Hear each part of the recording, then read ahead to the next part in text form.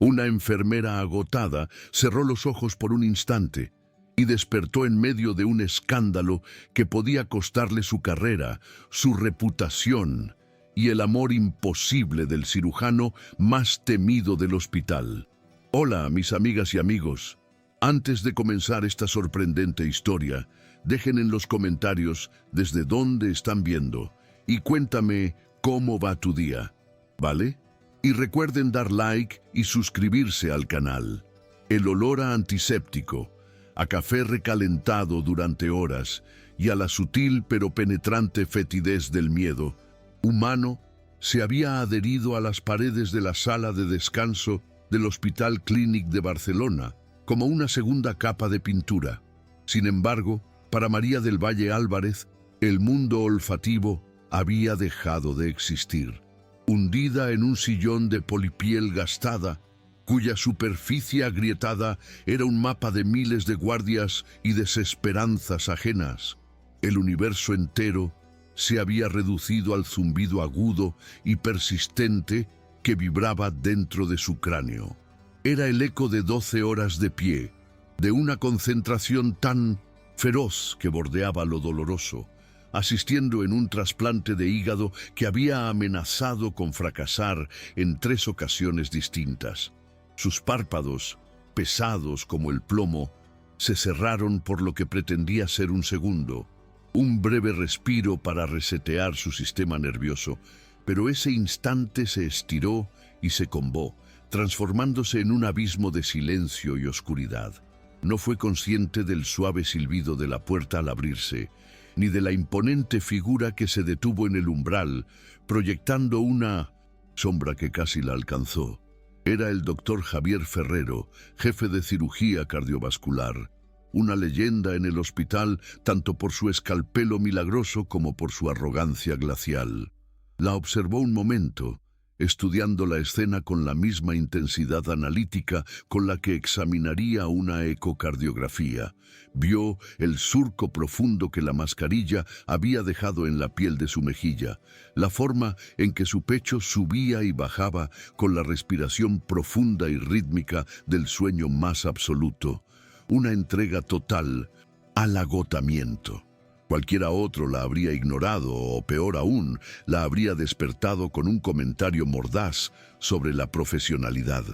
Pero Javier, en un impulso que ni él mismo comprendió del todo, hizo algo completamente fuera de su personaje. Se quitó su propia bata, un tejido de un blanco inmaculado, de una calidad que gritaba lujo silencioso, con su nombre y título bordados en un elegante hilo de seda azul marino, y la cubrió con un cuidado y una delicadeza que nadie en ese hospital, ni siquiera sus pacientes más agradecidos, jamás le habrían atribuido. Lo que no vio, lo que no pudo ver en la penumbra, fue el destello discreto pero inconfundible de la lente de un teléfono móvil asomando por la rendija de la puerta, capturando ese instante de extraña ternura y convirtiéndolo en algo que podría ser utilizado como un arma. Cuando María despertó, lo hizo con la violenta sacudida de quien teme haberse quedado dormido en mitad de un desastre. El zumbido en sus oídos había sido reemplazado por un pánico helado que le recorrió la espina dorsal. La sala de descanso estaba vacía, bañada en la luz artificial y amarillenta de la madrugada, y un frío anormal le calaba los huesos. O eso pensó, hasta que su cerebro, todavía denso por el sueño, registró el peso y la calidez de la tela que la cubría. No era su uniforme, era una bata de médico, y no una cualquiera.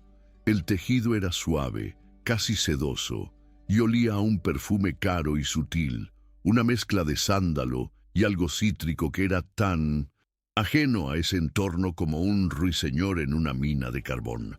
Sus ojos se abrieron de par en par al ver el bordado en el bolsillo del pecho. Doctor Javier Ferrero, jefe de cirugía cardiovascular. Un escalofrío, esta vez no de frío, sino de puro terror social, la sacudió. El doctor Ferrero era una deidad intocable en el panteón del hospital, un hombre cuya órbita ella evitaba con esmero, no por miedo a su genio, sino a su reputación de no tolerar el más mínimo error, la más mínima imperfección. La idea de que él la hubiera visto en un estado tan vulnerable, tan un profesional, era mortificante. Peor aún, el gesto de la bata no se sentía como una amabilidad, sino como una complicación, una deuda no solicitada que la colocaba en un foco de atención que detestaba. Con manos temblorosas, dobló la prenda con un cuidado reverencial, como si manipulara un artefacto antiguo y peligroso, y salió de la sala con la misión de devolverla a su dueño sin ser vista, sin que nadie supiera de esa extraña e inexplicable transacción ocurrida en el silencio de la noche. Pero ya era tarde. El hospital, como un organismo vivo, ya había empezado a susurrar. En el santuario de su despacho, un espacio minimalista con vistas panorámicas a la silueta de Barcelona recortada contra el amanecer, Javier Ferrero repasaba los análisis de un paciente con una concentración absoluta. Las paredes estaban adornadas no con fotos familiares, sino con diplomas enmarcados y premios de prestigio internacional. Cada uno un ladrillo más en la fortaleza que había construido alrededor de sí mismo. La arrogancia, esa armadura que vestía a diario, era una defensa meticulosamente diseñada, forjada en las altas expectativas de una familia cuyo apellido abría todas las puertas y en el trauma silencioso y carmesí de un paciente que había perdido en su mesa de operaciones años atrás un fracaso que se negaba a olvidar. El incidente en la sala de descanso volvía a su mente en flashes inoportunos, interrumpiendo su flujo de el pensamiento. ¿Por qué lo había hecho? Fue un impulso, una reacción anómala a la vista de aquella enfermera, cuyo nombre ni siquiera sabía, durmiendo con la clase de abandono que solo conoce el verdadero agotamiento. Vio en su rostro no una falta de profesionalidad, sino el reflejo de una dedicación que él mismo entendía a un nivel visceral. Por un instante, esa dedicación eclipsó la jerarquía, el estatus, las reglas no escritas del hospital. Fue un momento de empatía pura, un sentimiento que solía suprimir con una disciplina férrea por considerarlo una peligrosa distracción en un trabajo donde un milímetro o un segundo podían marcar la diferencia entre la vida y la muerte. Se frotó las sienes, irritado consigo mismo por esa fisura en su control, y volvió al informe, tratando de ahogar la extraña sensación de conexión con el recuerdo del zumbido de los monitores y el frío lenguaje de los datos médicos. No tenía tiempo para sentimentalismos, y menos para los chismes que, inevitablemente, se filtrarían por los pasillos. El primer indicio de que la situación había escalado más allá de un simple chisme de pasillo llegó en forma de una vibración insistente en el bolsillo de su uniforme. María, mientras preparaba la medicación para la primera ronda de la mañana, sacó su teléfono con un suspiro de resignación, esperando un mensaje de su hermana pidiéndole dinero otra vez. Pero lo que vio en la pantalla la dejó sin aliento, con el corazón martilleándole en la garganta con la fuerza de un puño. Era una notificación del grupo de WhatsApp Guerreros del Clinic, un chat informal que incluía a la mayoría de enfermeros y algunos residentes. Alguien había compartido una foto borrosa, granulada, claramente tomada a escondidas, pero inconfundible. En ella se la veía a ella, dormida en el sillón, y al doctor Ferrero de espaldas en el acto de colocarle la bata. La perspectiva la hacía parecer una escena íntima, casi una caricia robada en la clandestinidad. Debajo de la imagen, un torrente de mensajes ya había comenzado a fluir, cada uno una pequeña y afilada daga. Mírala, Álvarez, apuntando alto. Así se consiguen los buenos turnos, jajaja. El doctor Hierro tiene un corazón, ¿quién lo diría? Y luego, los más crueles, los que insinuaban que ella era una oportunista, una trepadora que usaba sus encantos para avanzar. Cada palabra le quemaba los ojos.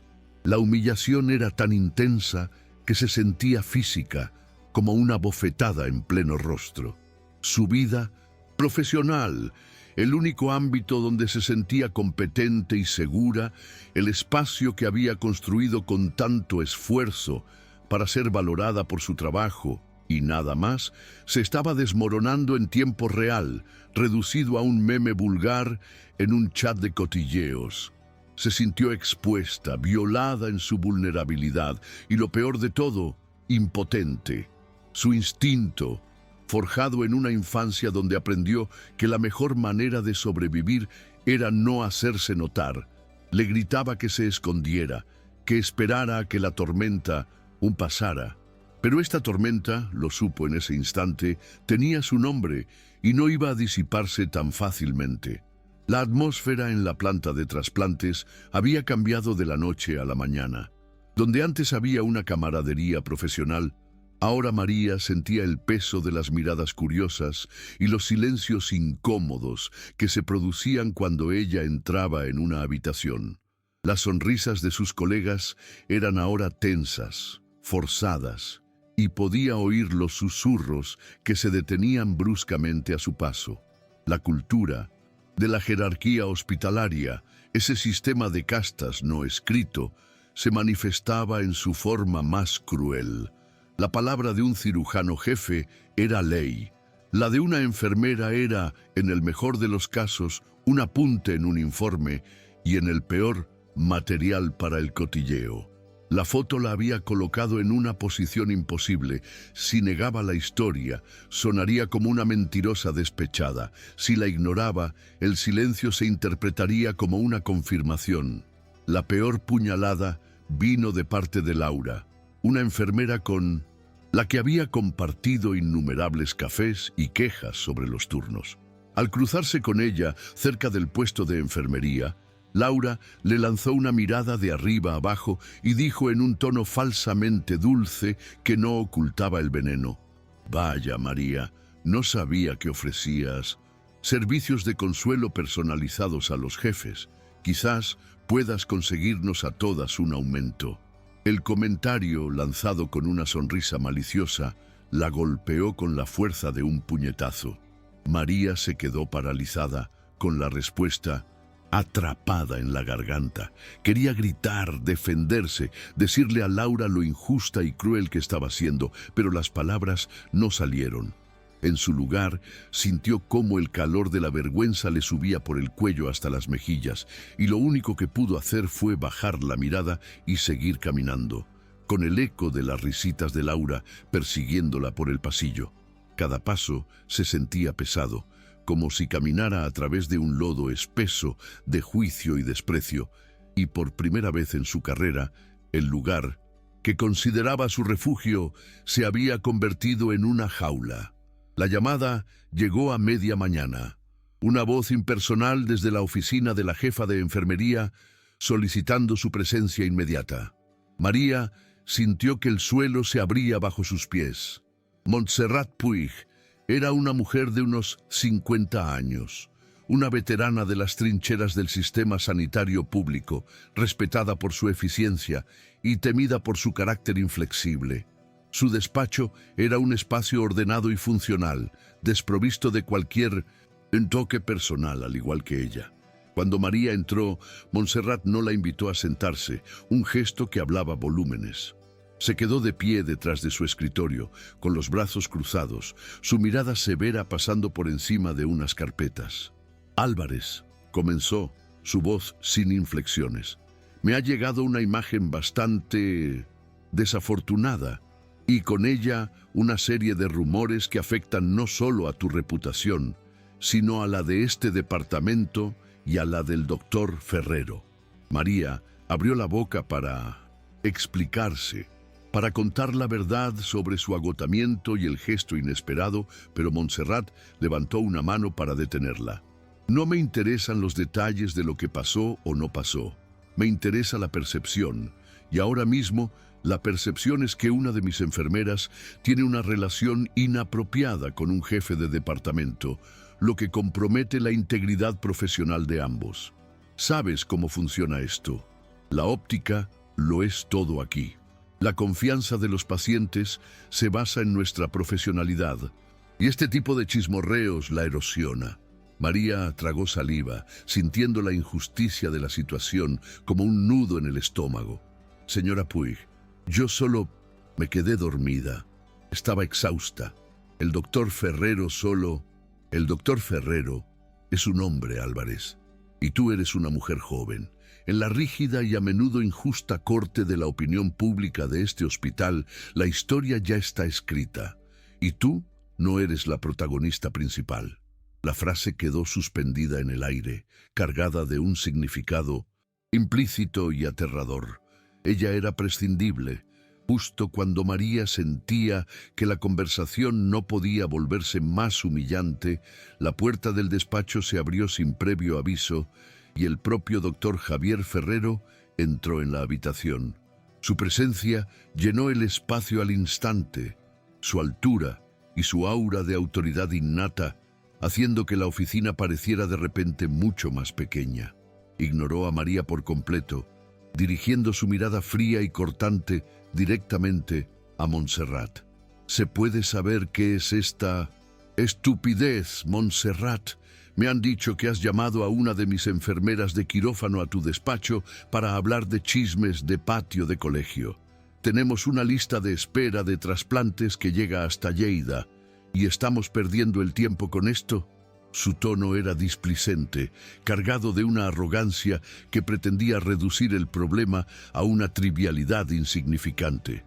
Pero fue entonces cuando María, impulsada por una oleada de desesperación y adrenalina, encontró su voz. «Para usted es una estupidez, doctor Ferrero», dijo, su voz temblando ligeramente pero firme. «Para usted es un rumor molesto.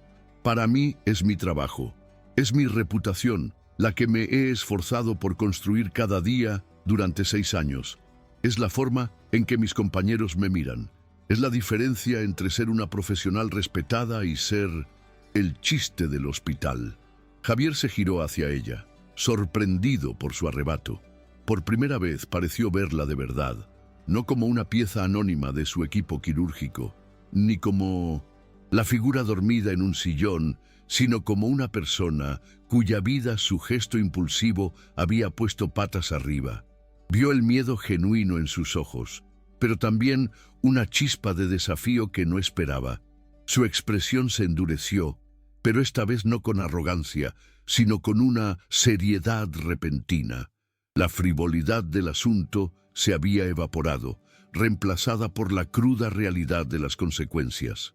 Se dio cuenta de que su pequeño acto de humanidad, nacido en la quietud de la noche, había detonado una bomba en la vida de ella, y ahora los fragmentos de la explosión les salpicaban a ambos.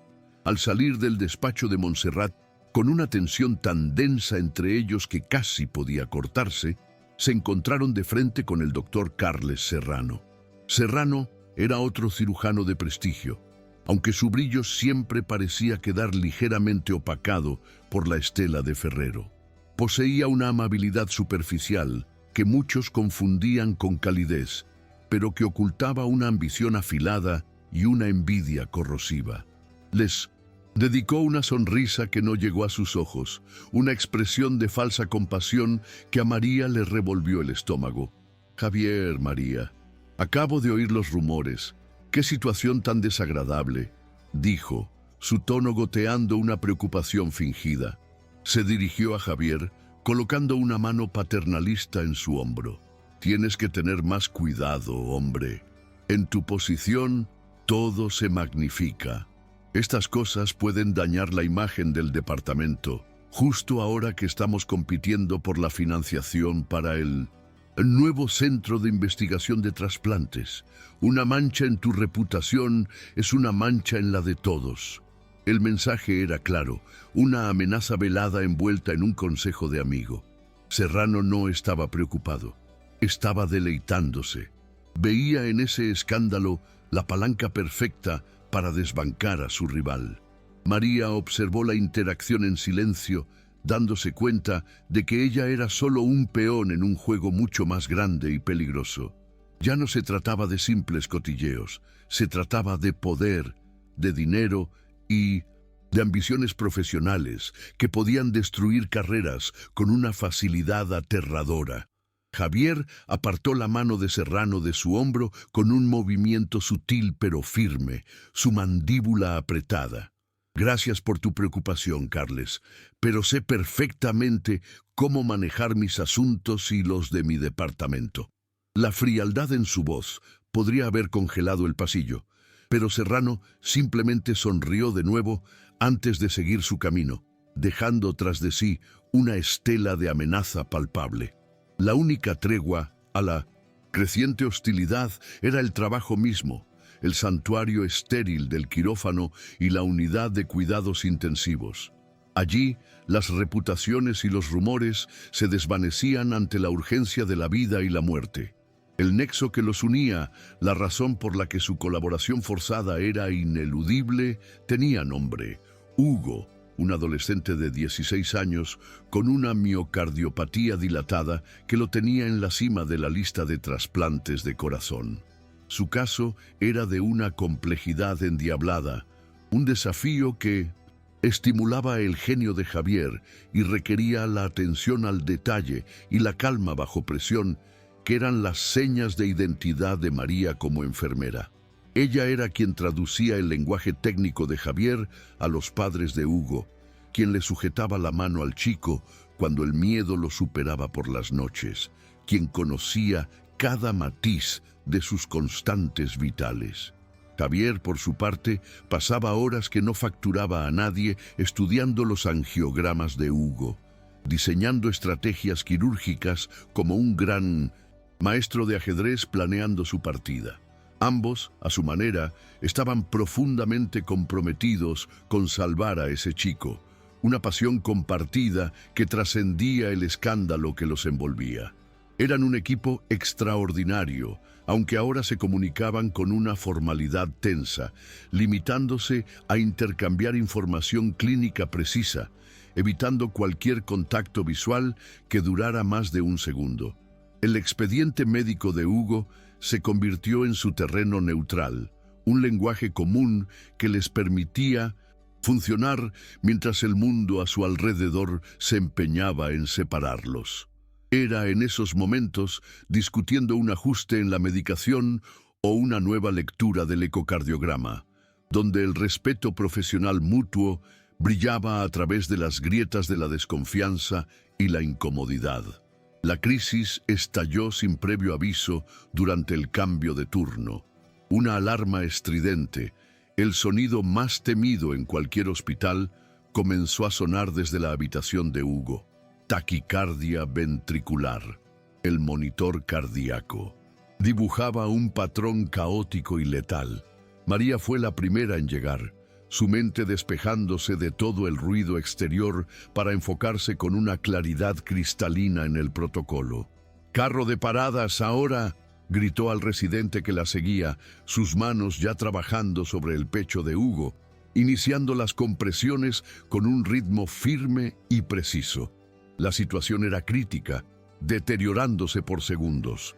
El cardiólogo de guardia estaba en una emergencia en otra planta. Las decisiones debían tomarse en instantes. El residente, un joven abrumado por el pánico, dudaba sobre la dosis de amiodarona. En medio del caos controlado, María tomó una decisión que iba en contra de todas las directrices no oficiales que había recibido. Sabía que solo había una persona en todo el hospital que podía revertir aquello. Ignorando las posibles repercusiones, cogió el teléfono de la unidad y marcó la extensión directa de Javier Ferrero. «Doctor», dijo, su voz tensa pero controlada, desprovista de cualquier formalidad innecesaria. «Es Hugo. Está en TB. Le necesitamos. Ahora». Colgó sin esperar respuesta. Segundos después, que parecieron una eternidad, Javier irrumpió en la habitación, ya sin bata, con las mangas de la camisa arremangadas. Por un instante, en medio del pitido enloquecido de los monitores y el ritmo de las compresiones, sus miradas se cruzaron sobre el cuerpo del joven paciente. El escándalo, los rumores, la investigación inminente, todo desapareció. En ese momento, solo eran dos, profesionales luchando contra un enemigo común. Y el único mundo que existía era ese pequeño espacio de 6 metros cuadrados donde la vida de un chico pendía de un hilo. El caos en la habitación de Hugo se disipó tan rápido como había llegado, dejando en su lugar un silencio denso, puntuado únicamente por el ritmo ahora estable y tranquilizador del monitor cardíaco. La sinergia entre ellos había sido perfecta, una danza instintiva y precisa donde no hicieron falta palabras. Javier había sido el cerebro, diagnosticando y dictando el contraataque farmacológico con una velocidad y una certeza que rayaban en lo sobrenatural. María, sus manos, anticipando cada orden, preparando cada jeringa, ajustando cada parámetro del ventilador. Habían funcionado como una sola entidad, un organismo bicéfalo unido por un único propósito: arrancar a aquel chico de las garras de la muerte. Cuando el peligro inmediato pasó y Hugo se estabilizó, el hechizo se rompió. El equipo de residentes y enfermeros que los rodeaba, antes paralizados por el pánico, ahora los observaban con una mezcla de asombro por su destreza y una renovada curiosidad por la naturaleza de su relación. El aire se cargó de nuevo con la electricidad de lo no dicho. Antes de que nadie pudiera articular un pensamiento, Javier se enderezó, su rostro volviendo a ser una máscara de impasibilidad profesional. Le dirigió a María un único y breve asentimiento, un gesto casi imperceptible, pero que para ella resonó con la fuerza de un elogio. No había gratitud ni calidez, solo un reconocimiento puro y sin adornos de su competencia. Y eso, para María, significó más que cualquier palabra amable.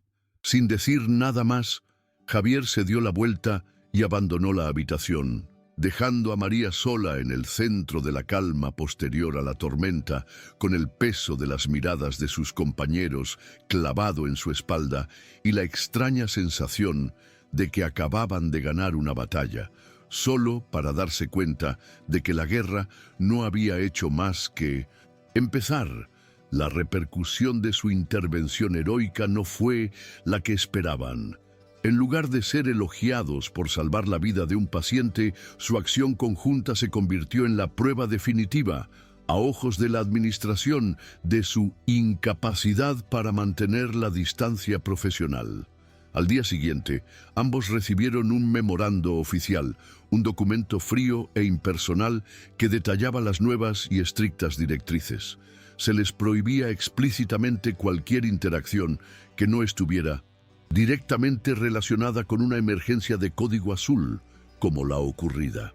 Toda comunicación sobre pacientes compartidos, especialmente sobre Hugo, debía realizarse por escrito a través del sistema de mensajería interno del hospital, creando un rastro digital auditable. El objetivo era claro: construir un muro burocrático entre ellos. Se encontraron por casualidad cerca de la cafetería y la incomodidad del encuentro fue casi cómica en su formalidad. «Doctor Ferrero», dijo María, manteniendo la vista fija en un punto por encima de su hombro. «He leído el comunicado. Necesitaremos establecer un protocolo de comunicación claro para el caso de Hugo que se ajuste a las nuevas normas para evitar malentendidos». Javier, con las manos en los bolsillos de su impecable traje, respondió con un tono gélido: «De acuerdo, enfermera Álvarez.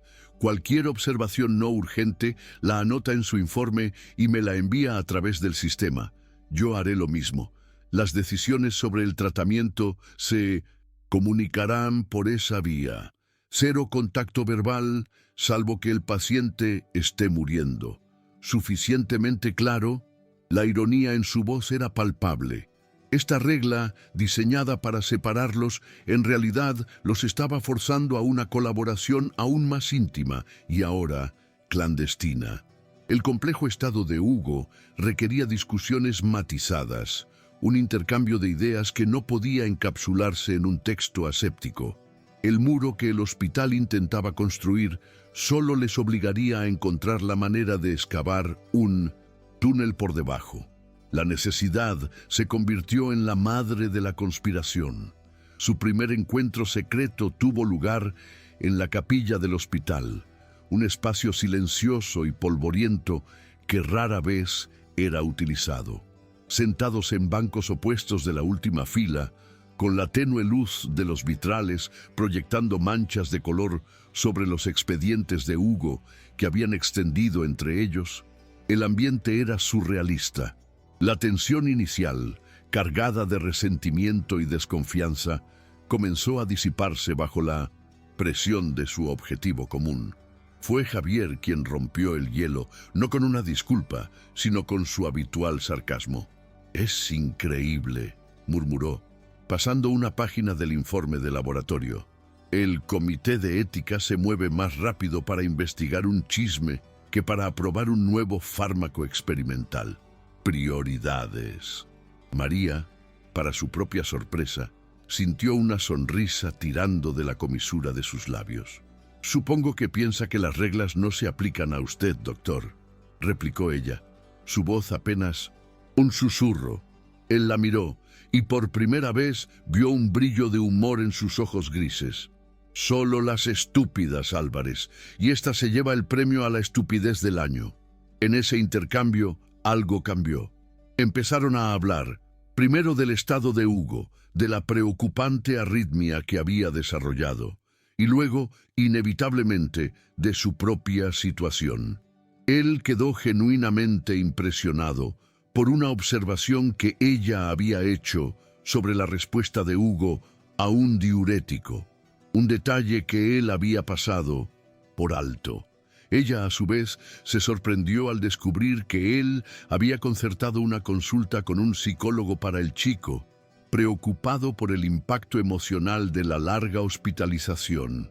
Estaban descubriendo capas el uno del otro que contradecían radicalmente las caricaturas que existían en sus mentes.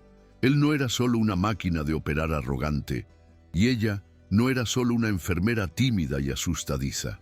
Una tarde, mientras Javier estaba en una larga cirugía, María lo vio de lejos, a través del cristal de la UCI pediátrica, hablando con la madre de Hugo. No podía oír las palabras, pero observó la escena con una atención absorta. Vio cómo la mujer lloraba, su cuerpo sacudido por la angustia, y cómo Javier se mantenía rígido, incómodo, ofreciéndole datos y pronósticos en lugar del consuelo que ella claramente necesitaba. Unos minutos después de que él se marchara, María entró en la habitación. Se sentó junto a la madre de Hugo, le ofreció un pañuelo y, sin decir casi nada, simplemente le cogió la mano.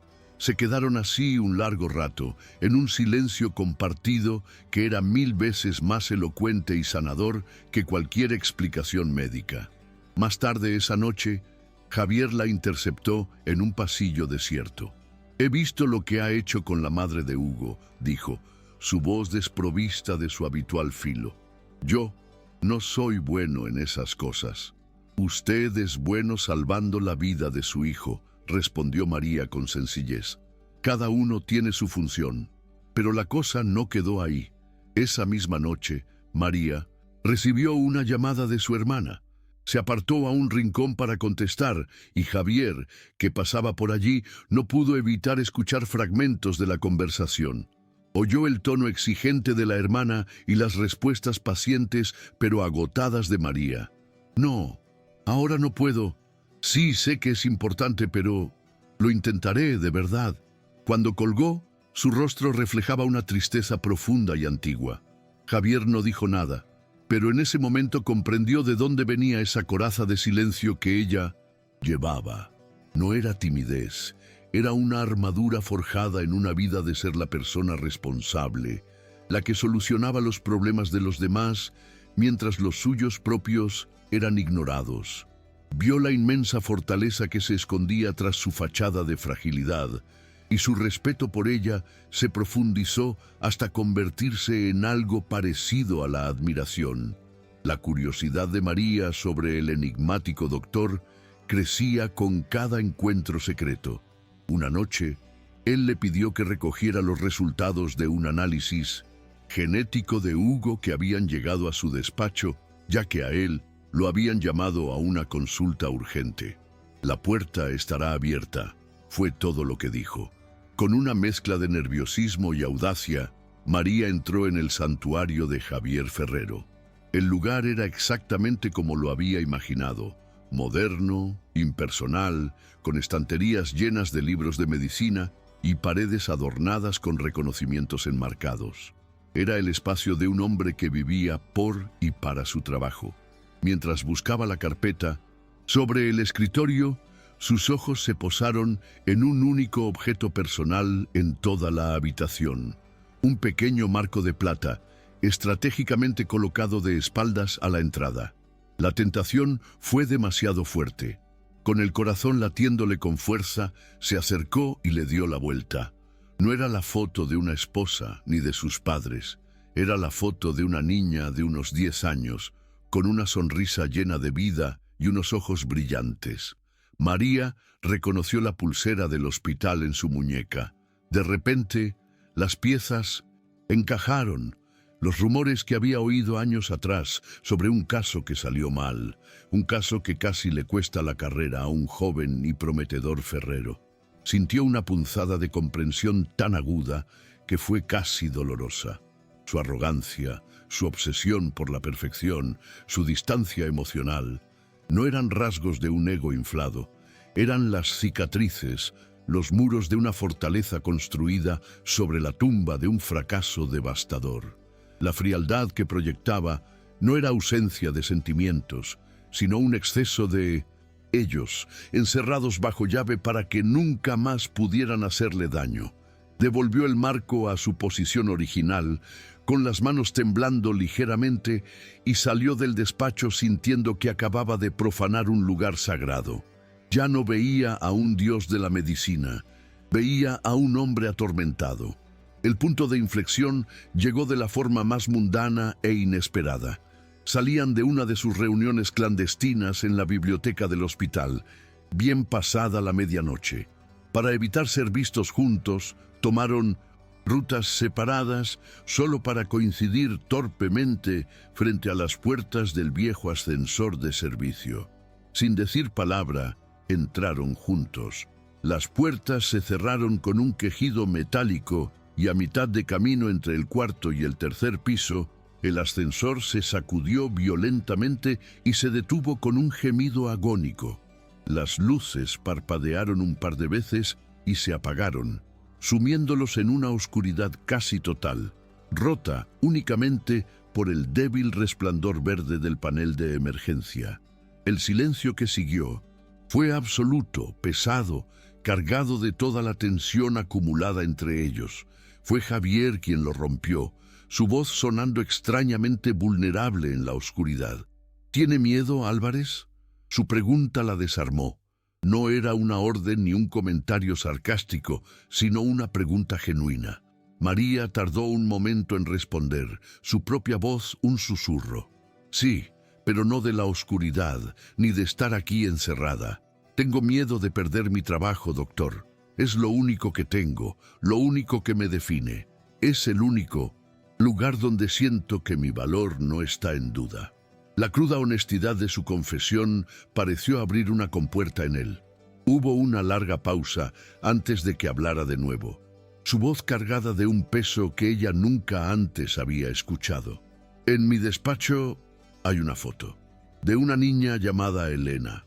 Murió en mi mesa de operaciones hace 8 años. Un aneurisma aórtico. Cometí un error de juicio. Fui demasiado confiado, demasiado arrogante. Creí que era infalible. El aire en el pequeño cubículo se volvió denso con su dolor. Esa arrogancia de la que todos hablan no es confianza, Álvarez, es pánico. Es el terror absoluto y constante a que vuelva a suceder. Es el fantasma de Elena en cada paciente que toco. En ese ascensor averiado, suspendidos entre plantas, dejaron de ser el doctor Ferrero y la enfermera Álvarez. Eran solo Javier y María, dos almas solitarias atrapadas en una caja de metal, revelando las heridas que escondían bajo sus respectivos uniformes. La conexión entre ellos, forjada en ese momento de vulnerabilidad compartida, se volvió irrompible. La creciente, aunque discreta, colaboración entre Javier y María no pasó desapercibida para los ojos vigilantes de Carles Serrano.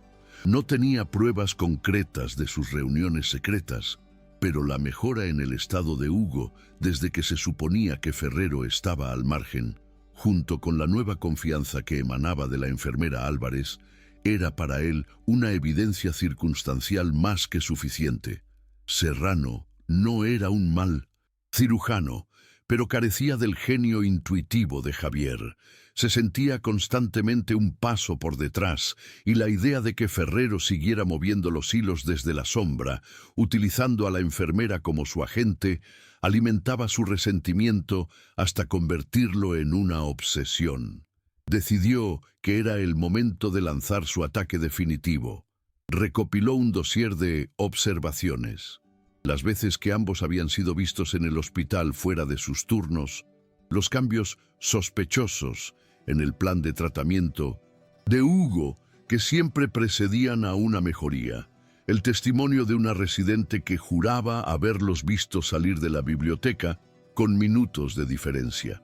Con todo ello, solicitó una reunión urgente con el Comité de Ética. Esta vez no habló de rumores, sino que presentó una queja formal y documentada.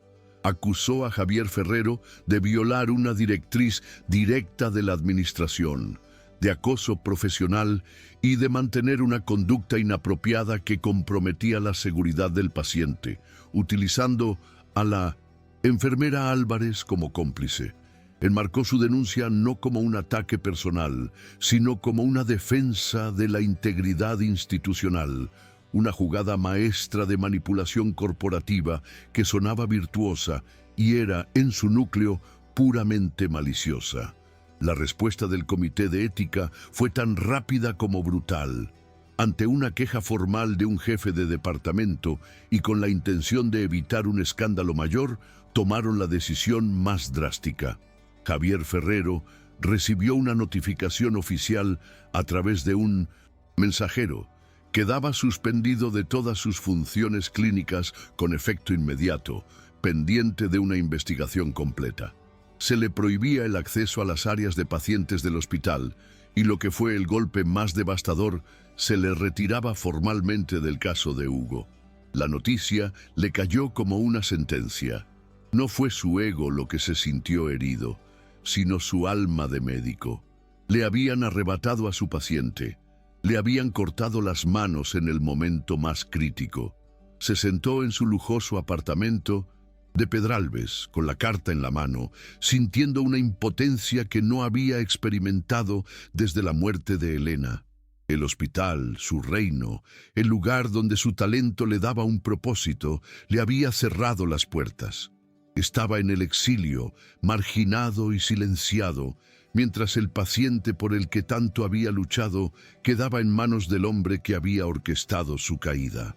La frustración y la rabia ardían en su interior, pero bajo ellas un miedo frío comenzaba a extenderse, el miedo por la vida de Hugo. Con Javier fuera del tablero, todo el peso de las consecuencias recayó sobre María. Serrano, ahora con el control total y sin oposición sobre el caso de Hugo, comenzó una campaña sutil pero sistemática para aislarla y desacreditarla. Cuestionaba sus anotaciones en las reuniones de equipo, revertía sus sugerencias de cuidado con desdén y la trataba con una condescendencia paternalista frente a los residentes más jóvenes, pintándola como una enfermera emocional y poco fiable que se había dejado influenciar por su protector. El ambiente a su alrededor se volvió gélido. Sus colegas, temerosos de verse salpicados por la controversia, la evitaban. El golpe final llegó en una segunda reunión con Montserrat Puig, la jefa de enfermería. Esta vez, con una expresión de genuina pesadumbre, le comunicó la decisión del consejo. «María, lo siento, Con la investigación formal en curso, tu posición aquí es insostenible. Te ven como el epicentro del conflicto. El Consejo ha decidido suspender tu contrato temporalmente hasta que todo esto se aclare. Debes recoger tus cosas y abandonar el hospital al final de tu turno de hoy. Cada palabra fue un martillazo en el pecho de María. Suspensión era un eufemismo para un despido inminente. Sintió el pánico ahogarla, la visión de las facturas impagadas, la cara de decepción de su familia, la pérdida de la única identidad que le daba valor. Pero por debajo del pánico, una nueva emoción comenzó a surgir, una rabia fría y lúcida. La culpa por la caída de Javier y el miedo por su propio futuro se fusionaron en una determinación de acero. No iba a ser una víctima pasiva. No iba a dejar que un hombre envidioso destruyera 2 carreras y pusiera en peligro la vida de un niño por pura ambición. Esa noche, en la que debería haber sido su última noche en el hospital, María tomó una decisión arriesgada. Se negó a irse. Con la excusa de estar terminando su papeleo, esperó a que la planta se calmara y la mayoría del personal se fuera a casa. Impulsada por una mezcla de desesperación y una intuición que le gritaba que algo en el tratamiento de Serrano no cuadraba, se sentó frente a un terminal de ordenador en el puesto de enfermería desierto. Abrió el historial clínico digital de Hugo, un documento electrónico de miles de páginas. Sabía que Serrano era meticuloso, pero también arrogante. Empezó a comparar cada entrada, cada prescripción, cada nota de Serrano con los protocolos que Javier había establecido. Durante horas, sus ojos recorrieron líneas y líneas de datos, buscando una aguja en un pajar digital. Y entonces, cuando sus párpados pesaban por el agotamiento, la encontró. Una pequeña, casi insignificante, alteración en la pauta de un anticoagulante, registrada a las 3 de la madrugada 2 días antes, justo después de uno de los episodios de inestabilidad de Hugo. Era una modificación que no estaba justificada en ninguna nota clínica y que podría, sutilmente, desestabilizar a un paciente con un corazón tan frágil. Era la prueba de una negligencia o, peor aún, de una manipulación. Con el corazón latiéndole desbocado por el descubrimiento, movió el ratón para hacer una captura de pantalla. Justo cuando el flash de la pantalla iluminó su rostro concentrado, una sombra se cernió sobre ella y una voz suave y gélida resonó a su espalda, haciéndola saltar. «Haciendo horas extras, enfermera Álvarez. Espero que no esté accediendo a información que ya no le concierne». Era Carles Serrano. Estaba de pie justo detrás de ella, con una sonrisa helada en los labios, sus ojos fijos en la pantalla del ordenador. El aire en el desierto puesto de enfermería se espesó, volviéndose denso y difícil de respirar. El corazón de María martilleaba contra sus costillas, un tambor de pánico en el silencio de la noche. La sonrisa de Carles Serrano era una línea delgada y depredadora en su rostro, la de un lobo que acaba de acorralar a su presa. Por un instante, el viejo instinto de María, el de encogerse, el de disculparse y huir, gritó en su interior. Pero entonces la imagen del rostro aterrorizado de Hugo en el monitor y la cruda confesión de Javier en la oscuridad del ascensor destellaron en su mente. Ya no era la misma mujer que se escondía de los conflictos. La injusticia le había forjado una nueva columna vertebral de acero.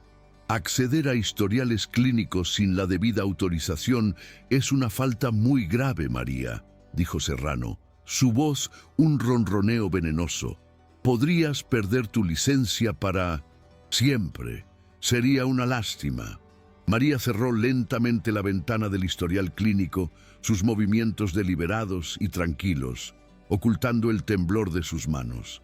Levantó la vista y lo miró directamente a los ojos, su propia voz saliendo sorprendentemente firme.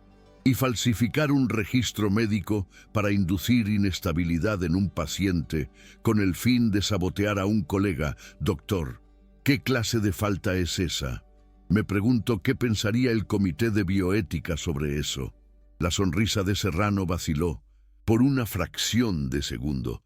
No esperaba esa confrontación. Esperaba lágrimas, miedo.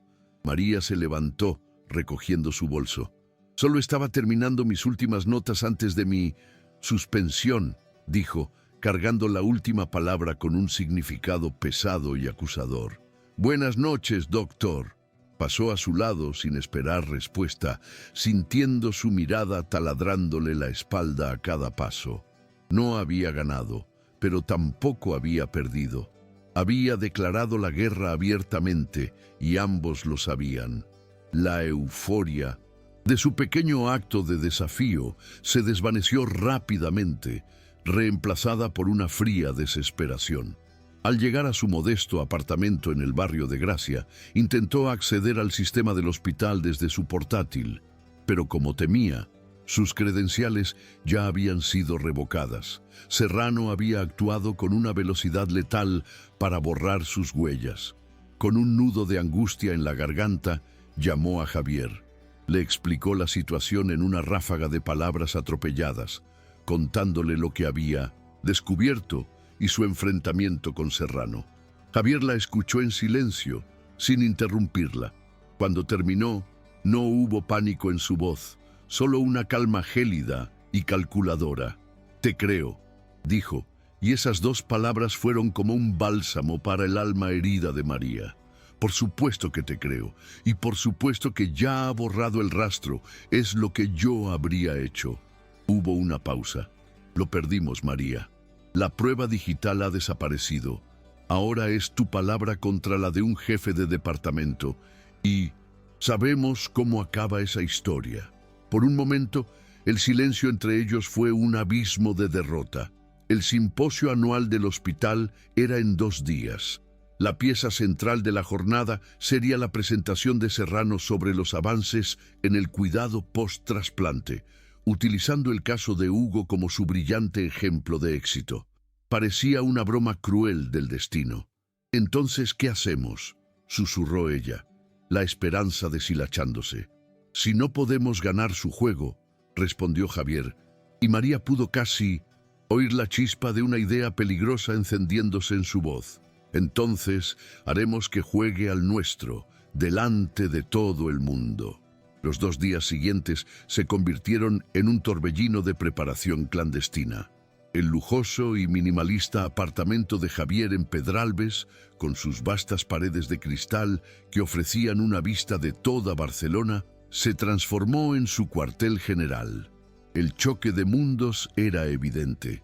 María, con sus vaqueros y su ansiedad palpable, sentada en un sofá de diseño italiano que probablemente costaba más que su coche, y Javier, vestido con una intensidad que nunca le había visto, moviéndose frente a una pizarra blanca como un general planeando una invasión. No estaban buscando pruebas, estaban construyendo un arma. El arma era el conocimiento de María. Javier la interrogó sin piedad, no como a una subordinada, sino como a una colega, como a la máxima experta en el caso de Hugo. ¿Cuál fue la respuesta exacta de su presión arterial a la primera dosis de nicardipina que dijo su madre sobre su apetito el martes por la mañana? ¿Cuál es el último metaanálisis sobre la interacción del tacrolimus con los bloqueadores de los canales de calcio? La empujó más allá de sus límites, obligándola a conectar datos, a formar hipótesis, a articular sus observaciones con la precisión de un científico. Y en el proceso, María comenzó a verse a sí misma a través de los ojos de él, no como una simple enfermera, sino como una clínica de primera línea, una experta cuyo conocimiento práctico era tan valioso como su teoría médica. La confianza que él depositaba en ella era un antídoto más potente que cualquier terapia, sanando lentamente las heridas de una vida de ser subestimada. Ya no eran un médico y una enfermera atrapados en un escándalo. Eran un equipo, una alianza forjada en el respeto mutuo y alimentada por una sed compartida de justicia. El día del simposio, El auditorio principal del Hospital Clínic estaba abarrotado. La élite médica de Cataluña, junto con administradores, patronos y prensa especializada, llenaban las butacas de terciopelo rojo. El aire vibraba con una mezcla de ambición académica y cotilleo apenas disimulado. María encontró un asiento en la última fila, sintiéndose como una impostora en su propio territorio. Llevaba un vestido sencillo, el más formal que tenía, pero se sentía desnuda bajo las miradas curiosas de sus antiguos colegas. Era una paria, la protagonista de un escándalo que todos conocían.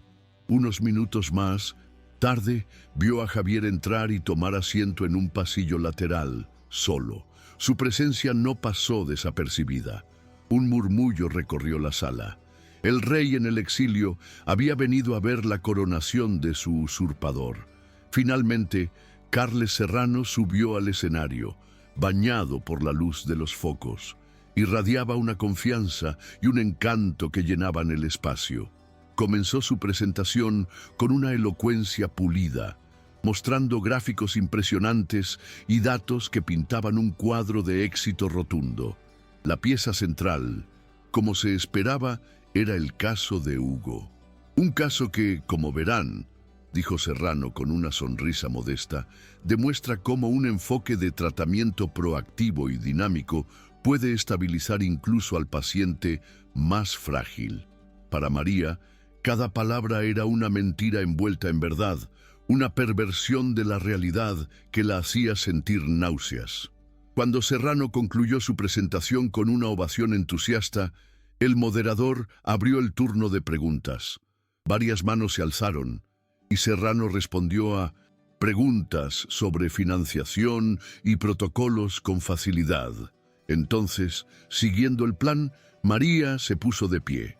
Un silencio repentino se extendió por el auditorio a medida que los asistentes se giraban para mirarla. La enfermera del escándalo. Su corazón latía con una fuerza que amenazaba con romperle el pecho, pero se aferró a la calma que había ensayado. Su voz, cuando habló, fue clara y firme, resonando gracias a la excelente acústica de la sala. No había ni rastro de acusación, solo una curiosidad profesional. Doctor Serrano, una pregunta fascinante. Enhorabuena por su presentación. Comenzó, desarmándolo con un cumplido. Me preguntaba si podría ampliar la justificación clínica para la reducción de la dosis de heparina sódica el pasado martes, considerando el historial bien documentado de fibrilación auricular paroxística del paciente, especialmente en conjunción con el aumento de la dosis de tacrolimus administrada esa misma mañana. Los estudios más recientes, como el publicado en el Journal of Heart and Lung Transplantation el mes pasado, sugieren un riesgo significativamente elevado de formación de microtrombos en la aurícula izquierda bajo ese régimen combinado. ¿Podría detallar qué protocolo de monitorización ecocardiográfica transesofágica se implementó para mitigar este riesgo? La pregunta, tan específica, tan técnica y tan demoledora, cayó como una bomba en el auditorio. El rostro de Carles Serrano se congeló. Su sonrisa se desvaneció, reemplazada por una visible confusión. Palideció ligeramente. Era una pregunta que no podía responder, no de forma convincente. No podía admitir que la alteración de la dosis fue un acto arbitrario, un pequeño sabotaje diseñado para causar una mínima inestabilidad que él pudiera heroicamente resolver. Tampoco podía inventar una justificación médica sobre la marcha, porque la pregunta de María no era una opinión, era un hecho basado en la evidencia científica más reciente. Los verdaderos expertos en la sala, los cardiólogos, los hematólogos, los jefes de otras unidades de trasplantes, se inclinaron hacia adelante en sus asientos, sus expresiones cambiando de la curiosidad al escrutinio intenso. Serrano tartamudeó, intentando desviar la atención. Esa es una cuestión de detalle muy granular, enfermera. La decisión se basó en una evaluación holística del estado del paciente. Pero María no lo dejó escapar.